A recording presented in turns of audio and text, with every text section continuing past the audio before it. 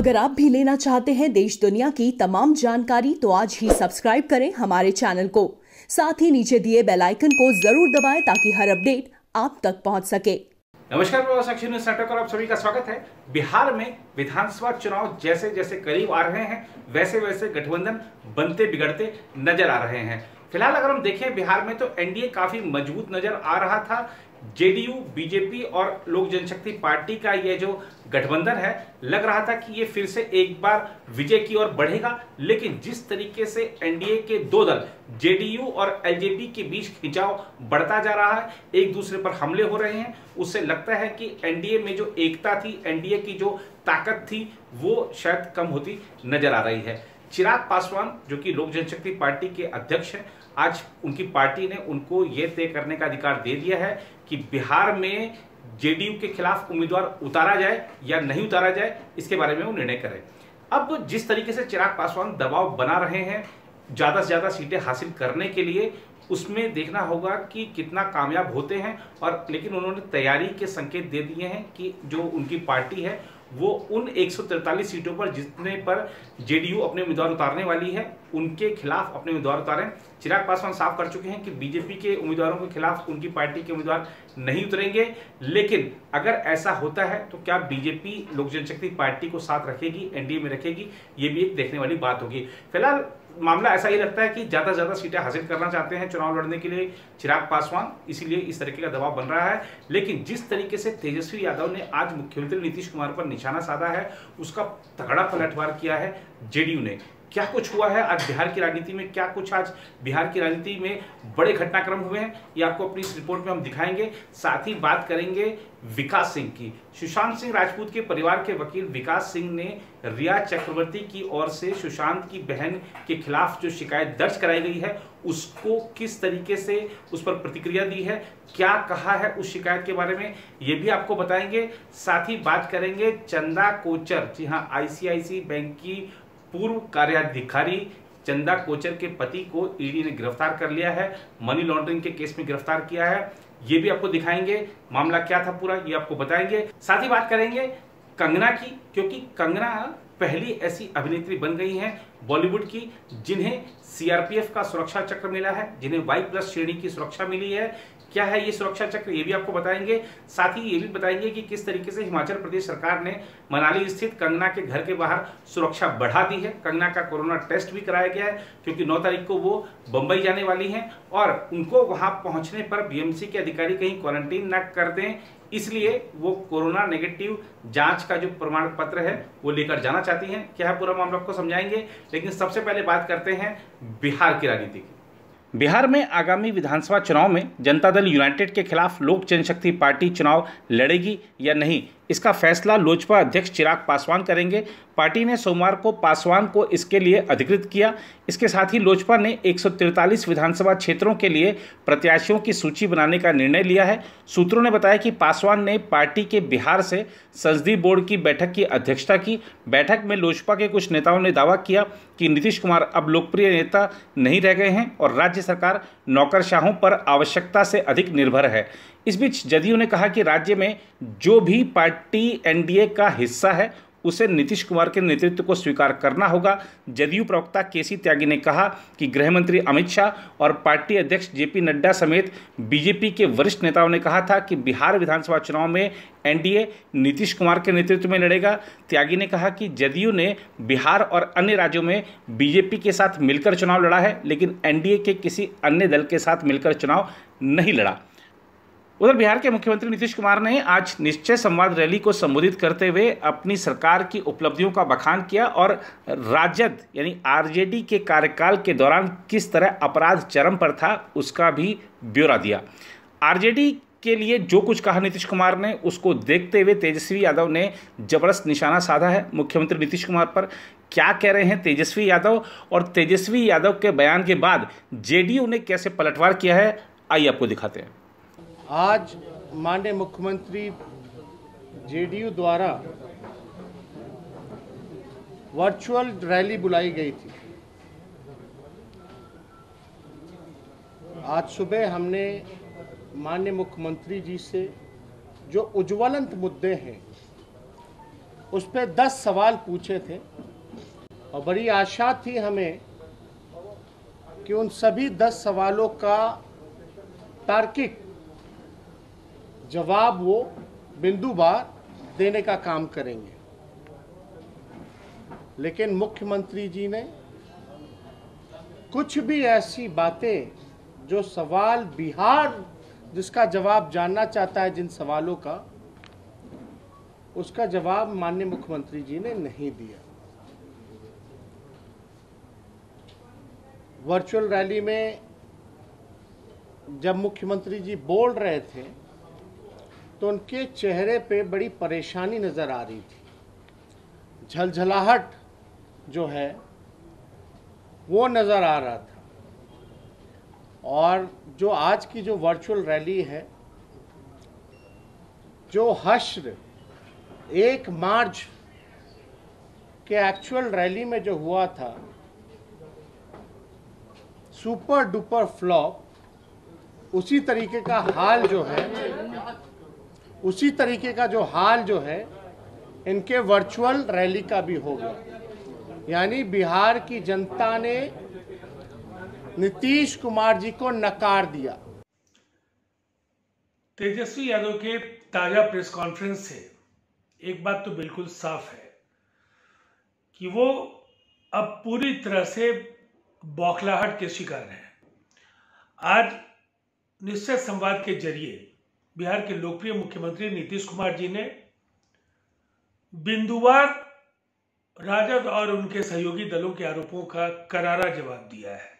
एक तरफ उन्होंने बिहार के विकास को लेकर जो एक सफल यात्रा पूरी की है और आने वाले समय में अगर सत्ता में आने का हमें अवसर मिला, उसके रोड मैप के बारे में भी उन्होंने चर्चा की। लेकिन जो मनगढ़ंत आरोप रोजगार, पलायन और कानून व्यवस्था को लेकर के तेजस्वी यादव लगाते रहे और एक बार फिर इस प्रेस कॉन्फ्रेंस में उन्होंने दोहराया है, मुझे ऐसा लगता है नीतीश कुमार जी के संबोधन को अगर वो सुन लेंगे तो फिर उन्हें बार बार इस तरह के आरोपों को लगाने की जरूरत नहीं होगी। इसलिए कि ये जनता है, सब कुछ जानती है। केवल आरोपों के जरिए कोई सियासत करना चाहेगा तो बिहार में मतदाताओं के विवेक को छलने का अधिकार किसी भी राजनेता को नहीं है। उधर अभिनेता सुशांत सिंह राजपूत के परिवार के वकील विकास सिंह ने सोमवार को कहा कि अभिनेत्री रिया चक्रवर्ती द्वारा मुंबई पुलिस में की गई शिकायत चल रही सीबीआई जांच को बाधित करने और मामले में राज्य पुलिस की भूमिका को बनाए रखने की एक चाल है। राजपूत को आत्महत्या के लिए उकसाने की आरोपी अभिनेत्री रिया चक्रवर्ती ने मुंबई पुलिस में एक शिकायत दर्ज कराकर अभिनेता की बहन प्रियंका सिंह और दिल्ली के एक डॉक्टर पर जालसाजी तथा दवाओं का फर्जी नुस्खा तैयार करने का आरोप लगाया है। विकास सिंह ने कहा कि मुंबई पुलिस का इस मामले में कोई अधिकार क्षेत्र नहीं रह गया है और ऐसा मुंबई पुलिस के अधिकार क्षेत्र को बनाए रखने के लिए किया गया है। उन्होंने कहा, शिकायत अपने आप में एक अपराध है। यह जांच को मोड़ने और पटरी से उतारने की एक चाल है। यह मामले में मुंबई पुलिस की भूमिका को बनाए रखने का एक प्रयास है ताकि वे कुछ शरारतपूर्ण कृत्य कर सकें और यह सुनिश्चित कर सकें कि सुशांत के परिवार को इस मामले में न्याय नहीं मिले।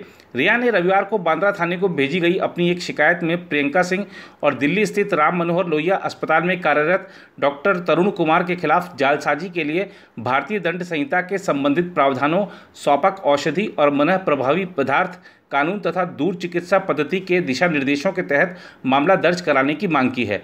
विकास सिंह ने कहा कि इस मामले में कोई एफआईआर नहीं हो सकती है और शिकायत विचारणीय नहीं है क्योंकि पुलिस के पास अधिकार क्षेत्र नहीं है। वरिष्ठ अधिवक्ता ने कहा कि मामले की जांच उच्चतम न्यायालय ने केंद्रीय जांच ब्यूरो को सौंप रखी है और राज्य पुलिस यह नहीं देख सकती कि दूर चिकित्सा पद्धति के दिशा निर्देशों का उल्लंघन किया गया है या नहीं।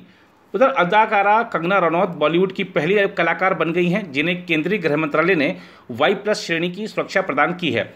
सुरक्षा घेरे के तहत केंद्रीय रिजर्व पुलिस बल के विशिष्ट कमांडो उनकी हिफाजत करेंगे।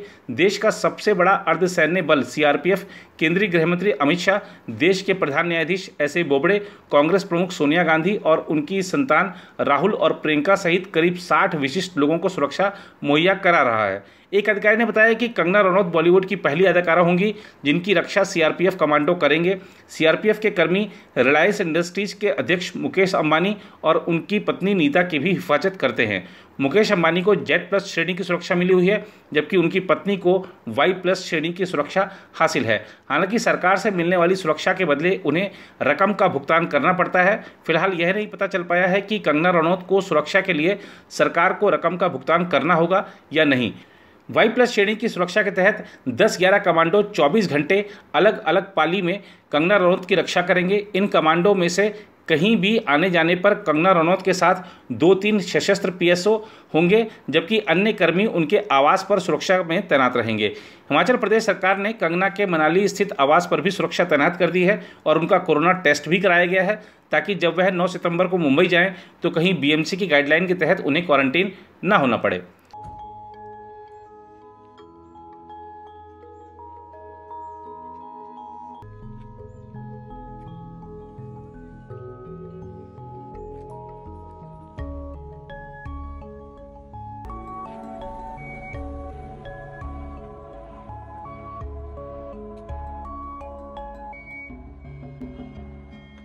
हमारी मेडिकल टीम जो है कंगना रनौत जी का या कोविड टेस्ट करने के लिए इनके घर यहाँ आई है। यहाँ पर इनके परिवार से 2 लोगों का टेस्ट होगा, कंगना जी और उनके सिस्टर रंगोली जी का, साथ में उनका एक PA है, उनका भी टेस्ट होगा। 3 व्यक्तियों का टेस्ट होगा। इसकी रिपोर्ट कल तक, संभवतः कल शाम तक रिपोर्ट आ जाएगी इसकी। उधर महाराष्ट्र के गृह मंत्री अनिल देशमुख ने सोमवार को कहा कि उन्हें आश्चर्य है कि केंद्र सरकार ने बॉलीवुड अभिनेत्री कंगना रनौत को Y+ श्रेणी की सुरक्षा मुहैया करवाई। देशमुख के अनुसार रनौत ने मुंबई और महाराष्ट्र का अपमान किया। सुनिए क्या कह रहे हैं अनिल देशमुख। मुंबई हो या महाराष्ट्र हो, उसका जो भी कोई अवमान करता है, अपमान करता है, और ऐसे व्यक्ति को केंद्र शासन Y+ की सुरक्षा देती है, तो ये बहुत ही आश्चर्यकारक और दुखकारक ऐसी बात है। महाराष्ट्र की राष्ट्रवादी कांग्रेस पार्टी, शिवसेना, कांग्रेस, इन्हीं का ना, ये वो भारतीय जनता पार्टी का भी है, सब पूरे जनता का महाराष्ट्र है। और ऐसे महाराष्ट्र को जो पूरे महाराष्ट्र की जनता का महाराष्ट्र है, ऐसे महाराष्ट्र को अवमानित करने का, अपमानित करने का काम कोई करता है तो उसका सभी पार्टी के लोगों ने उसके बारे में खेद व्यक्त करना चाहिए। इस बीच प्रवर्तन निदेशालय ने धन शोधन से जुड़े एक मामले में ICICI बैंक की पूर्व मुख्य कार्याधिकारी चंदा कोचर के पति दीपक कोचर को गिरफ्तार कर लिया है। अधिकारियों ने सोमवार को बताया कि एजेंसी ने दीपक को मुंबई में धन शोधन रोकथाम कानून की धाराओं के तहत गिरफ्तार कर लिया। एजेंसी वीडियोकॉन समूह को बैंक से कर्ज देने में कथित अनियमितताओं और धन शोधन के मामले में कोचर दंपति से पूछताछ करती रही है। ईडी ने इस साल के शुरू में चंदा कोचर, दीपक कोचर और उनके स्वामित्व एवं नियंत्रण वाली कंपनियों से संबंधित 78 करोड़ रुपए की संपत्ति कुर्क कर ली थी। देश में जब राष्ट्रव्यापी लॉकडाउन लगा था तब से ही ताजमहल बंद है। अब 21 सितंबर से पर्यटक ताजमहल का दीदार कर सकेंगे। इसके लिए वहां पर तमाम इंतजाम किए जा रहे हैं। SOPs का पालन कराया जाएगा। इस बारे में जो क्षेत्रीय अधिकारी हैं वो क्या कह रहे हैं, आइए आपको दिखाते हैं।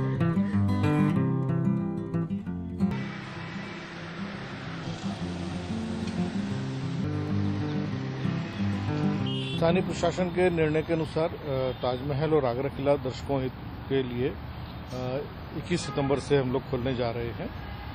ताजमहल में दर्शकों की संख्या सीमित 5000 रखी गई है और आगरा किला के लिए संख्या 2500 है। 2 स्लॉट में टिकट बुक होंगे। एक स्लॉट में ताजमहल में लंच के पहले के आवर्स में 2500 दर्शक और लंच के बाद 2500 दर्शक विजिट कर पाएंगे। टिकट केवल इलेक्ट्रॉनिक टिकट ही होगा, किसी प्रकार से फिजिकल टिकट नहीं दिया जाएगा। टिकट विंडो नहीं खुलेंगे। कोई भी व्यक्ति ASI की वेबसाइट से, मोबाइल ऐप से, मेक माई ट्रिप से, यात्रा.com से, पेयू मनी से या ASI आगरा सर्कल का ऐप है उसके थ्रू टिकट बुक करके आ सकते हैं। जो नहीं भी यदि टिकट बुक कर पाते हैं तो प्रवेश द्वारों के आसपास QR कोड वाले स्टैंडीज हमने रखे हुए हैं। मास्क अनिवार्य है, बिना मास्क के किसी को प्रवेश नहीं दिया जाएगा। प्रवेश द्वारों पर प्रत्येक दर्शक का तापमान चेक किया जाएगा। अधिक तापमान वाले व्यक्तियों को भी प्रवेश नहीं दिया जाएगा।